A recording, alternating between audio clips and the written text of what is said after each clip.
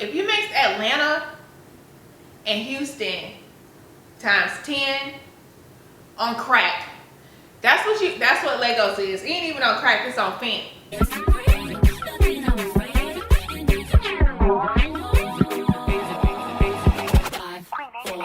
3, 2, 1. 5, 4, 3, 2, 1, let's go. 5, 4. Hey guys, it's me back with another video. This is the highly requested tea on Legos. The good, the bad, the ugly.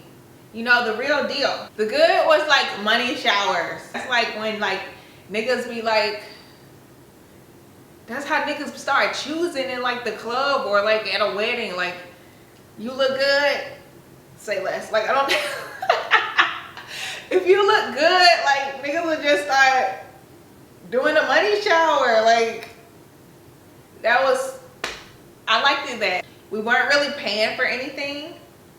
I really didn't reach in my pocket for much while I was there. I didn't have an exact return date, and I was like, I'll come home when I start spending my own money. I stayed 8 days. That's the longest I've ever stayed on vacation anywhere. I've never been away from home for 8 days straight, like on vacation. Like, what? That's crazy. Legos was giving never-ending festival. Like, imagine you at like Coachella, or imagine you at like Essence Fest. From sun up to sundown, like people are outside walking everywhere, driving everywhere. There's people everywhere, and people are mingling and talking and meeting people and drinking and partying. Like, it was just like a non-stop festival. I was there for 8 days. I didn't feel refreshed. I didn't feel like I was on holiday. I didn't feel like I was on vacation. I didn't feel like I left Legos needing to recalibrate, recharge. Like, I wanted to go on a shell. I did go on a shell. Like, it is very, very draining physically and mentally. It's not a place of relaxation. Like, it's a place of turn up non-stop. Very exhausted. Like, we were all very exhausted. Like, my body was literally rebelling against me. I was waking up every day hungover. You know, I was tired of waking up every day. My stomach was hurting. My body was feeling like very dry and dehydrated, like a desert. Imagine waking up like this for 8 days straight, like, because there's nothing like this. If you want to go to Legos on some like nature or like super cultural, like, no, if you hit a turn up, you hit a party, you hit a drink, you hit a smoke hookah, you hit to be outside. Imagine doing that for 8 days. I ain't never been a bad bitch for 8 days straight. Like, imagine for every day I was putting on makeup for 8 days, sometimes twice a day, because it's something to do from sun up to sundown. There's somewhere to be. Somebody want to see you. There's a spot. There's a hookah spot. Somebody want to feed you. Somebody want to get you drinks. Like, it's brunch. I don't know. It's brunch. It's something to do. It's always something to do. I was literally I wore heels for 8 days straight, bro. Like, our calf muscles literally started hurting. Like, I had from wearing heels every day, all day. Cause you need to be a bad bitch when you out there, cause the niggas be choosing. Like, it got overwhelming. It got really as far as like the men. Like, I always said, even in America, I always said, like, Nigerian men, African men, but specifically Nigerian men, they are more aggressive.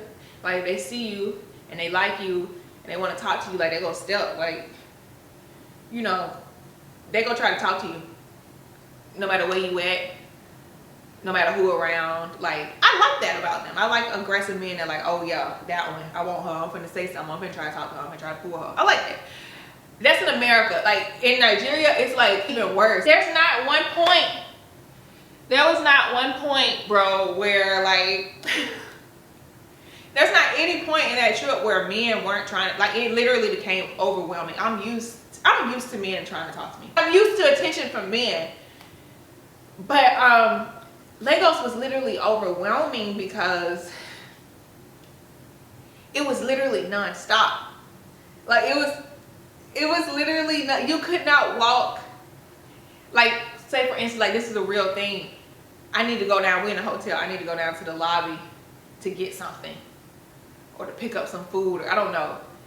You step out the hotel room, if there's a man on the fucking floor walking from his hotel room leaving, going in the elevator, at the lot, like, he finna try to talk to you. He wants your number, he trying to take you out. Let's go get some food. What y'all doing tonight? Like, you cannot escape it.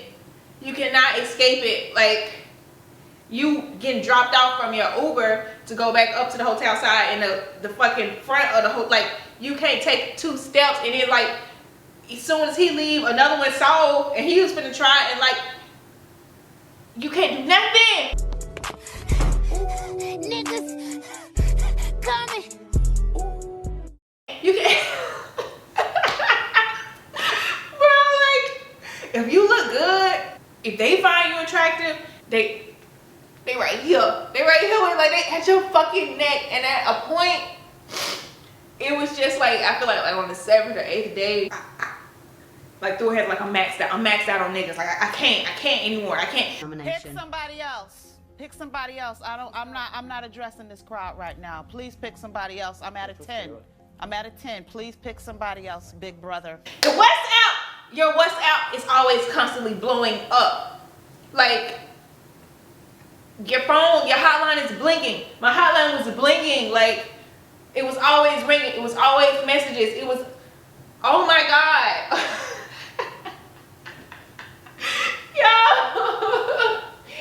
Yo, that shit was crazy. It's like, you can be with some other niggas. In Nigeria, you can be out with some other niggas. And there's some other niggas like you, they don't give a fuck. Like, yo, them niggas don't give a fuck. Like, we was out. We was with some guys. They treated us. We with these dudes, and some other dudes like, yeah, excuse me. Yeah, I need, what's your number? I'm trying to talk to you. I want to take you out. Like, where y'all staying at? What's going on? And the other niggas right there is like, they be having like, no, bro. Like, they be having their own confrontation with each other. Those niggas don't give a fuck. Like, that shit funny now.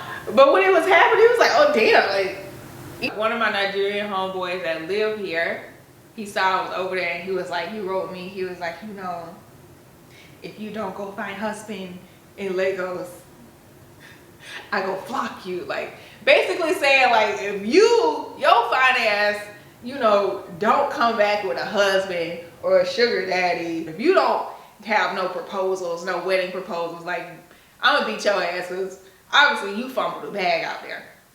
But I had to tell him, you know, sir, what husbands? What husbands? There are no potential husbands. I didn't meet no potential husbands. The only husbands in Lagos are husbands that are married to other women, okay? Yeah, now we're gonna get into the ugly, okay? Lagos is a place of sin and lust. Sin and lust.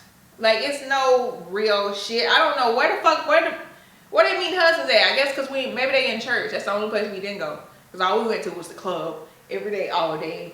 We were just partying. So, I mean, I ain't see no husbands. I ain't meet no husband. I met other people's husbands. I met other people fucking husbands. I met niggas that was already married. Niggas are so, like, the culture of, like, just casual sex. And there's a big casual sex culture. There's a big hookup culture. There's a big sex work culture. And, so when that culture is so prevalent, like, ain't no niggas will be married, but it's like, okay, and I want you, what the fuck? Okay, okay, I'm married, what the fuck? Niggas is married, and niggas will casually say that they're married, or if you ask them they're married, it's like, okay, yeah, I'm married.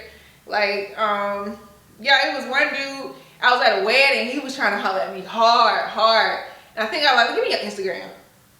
I look on his Instagram, there's a wife on there, a white wife. And I'm like, the nigga gave me the Instagram, knowing his wife is on there. And I'm like, this is your wife? He's like, oh, my wife lives in London. Like, the fuck you mean? My wife ain't here. My wife don't live here. My wife lives in London. You and me here right now. Like, niggas don't give a fuck. Like, it's no... Marriage is not sacred over there. It's not, I don't... In my experience, it's not sacred. I met niggas that wanted to have threesomes. They were very much married. Husbands. Husbands? Ain't no fucking husbands. Ain't no husbands in Lagos.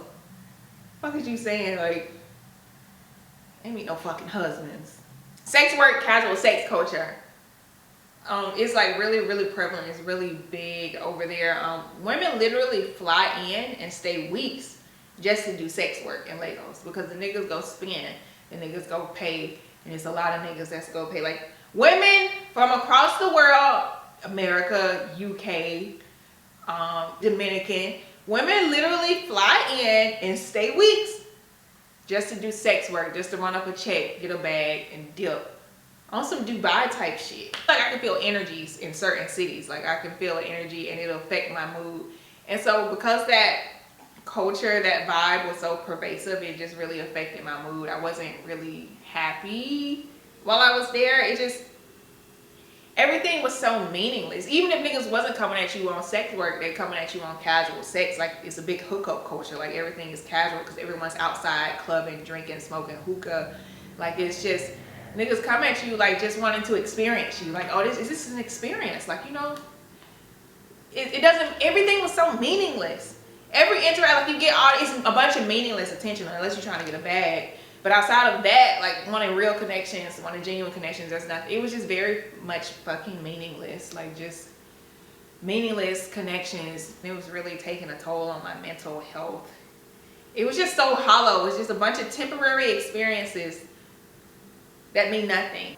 We stayed at Eco Hotel and we stayed at Blowfish Hotel, and apparently those are hotels where a lot of women go to do sex work. We was at Blowfish Hotel and it was a Lebanese man. Also, there's a lot of Lebanese people that own shit in Lagos. Just throwing that in there. So it was a Lebanese man, he came up to us, came up to the table, like we out, like it's smoking hookah at the pool patio, you know, shit like that.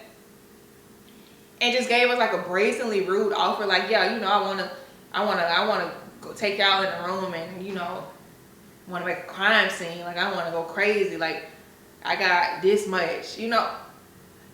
And me and another girl that was on the trip, we was like, the fuck? Like one, discretion, I guess, it just died.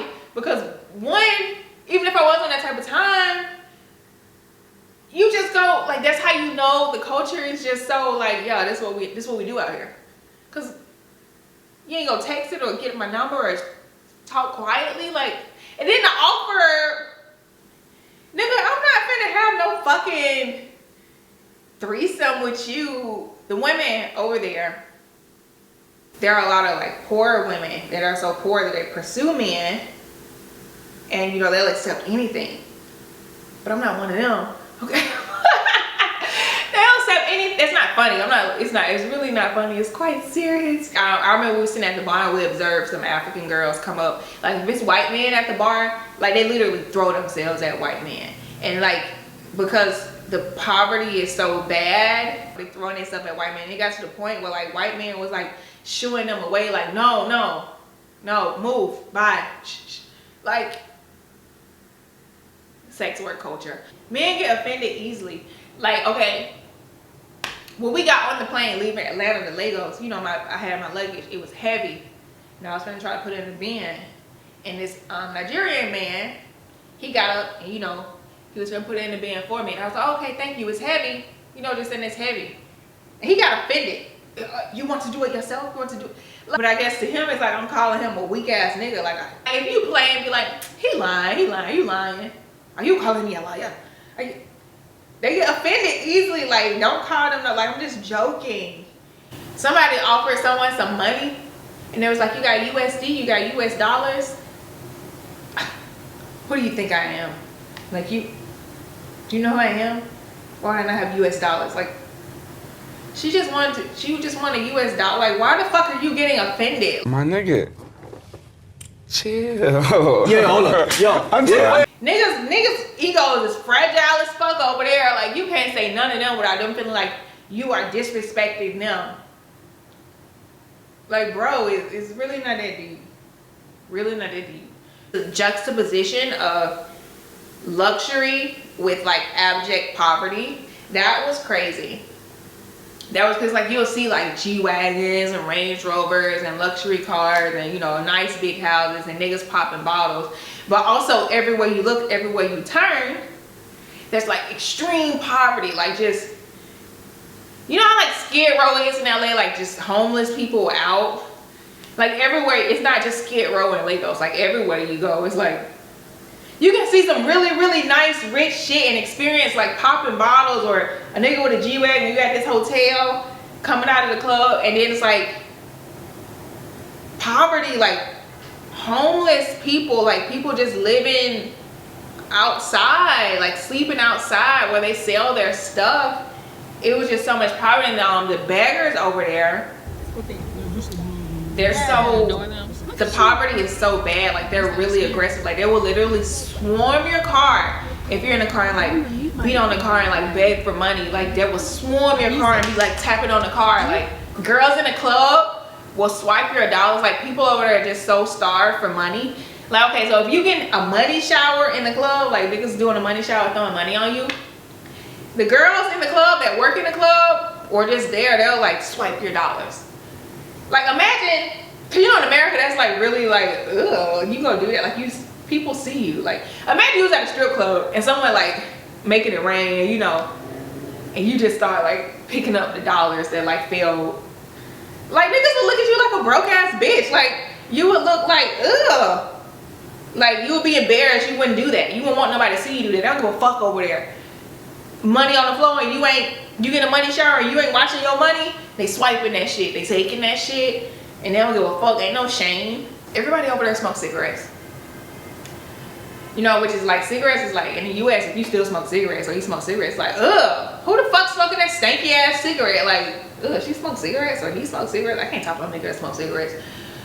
You would be hard pressed to find a nigga in Nigeria that don't smoke cigarettes. The Ubers are very old. There's some old ass Ubers. You are lucky if your Uber has AC, you know, window. You gotta turn it sometime. The roads are very bad in Lagos, like potholes everywhere, like flooding. Like if it rains, it's gonna be water. Like the roads are really bad and bumpy and just not smooth. The lights will cut the fuck off wherever the fuck you at.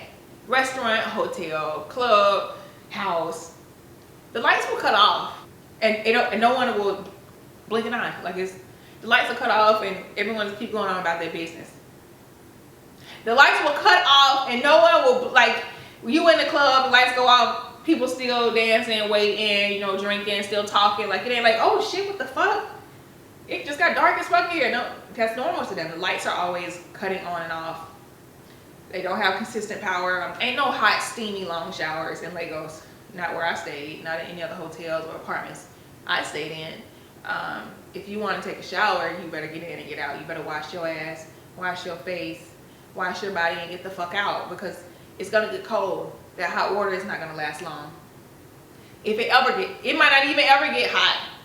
I feel like you're taking a shower at the pool with the pool water. I don't know, like sometimes it never got hot. Customer service is kind of like non-existent in Lagos. Like we in America, like customer service is a big thing. The customers are always right. Like people are like really, really catering to you. It's just the people that work places, they aren't like overly friendly and like catering, and like I guess that's really an American thing, because I don't know, like they weren't attentive. Like you had to flag people down or say something multiple times. But if you're a man, they're a little bit more attentive. Like if you're a man sitting down to eat or at a bar, they're more attentive, and you say, I need this, or I told you to get this, like they go and get it, they come fast. But if you're a woman, that's what we noticed, like, ooh, that's different. The traffic was bad. Lagos was literally the most chaotic place I've ever been to in my life. It's up there with Egypt, but as far as like the traffic and how they drive crazy, but it's worse. It's worse. It was just a very chaotic place. So this was like the third African country I've been to. I went to South Africa, I went to Egypt, and then I went to Nigeria.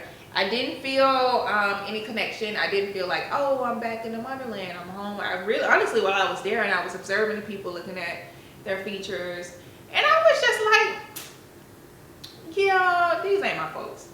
I don't think, like I even had a moment. I even had one of those moments, one of them like, conspiracy theory moments where I was like, damn, maybe Black Americans are the real Native Americans. Maybe we didn't come from Africa. Maybe these aren't our ancestors. I almost had one of them moments because I was like, yo, these ain't my folks. Like these, I don't feel no connection. I'm looking at these people.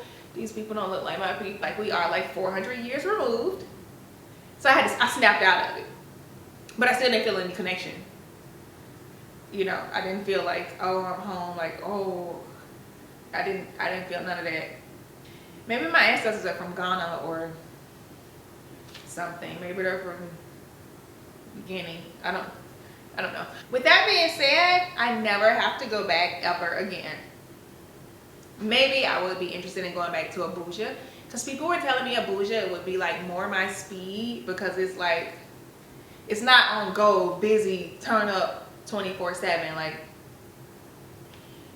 they say it's like normal, like, you know, you have people, that's where the government is, so you have people that go to work and have their families, and you can still get nightlife.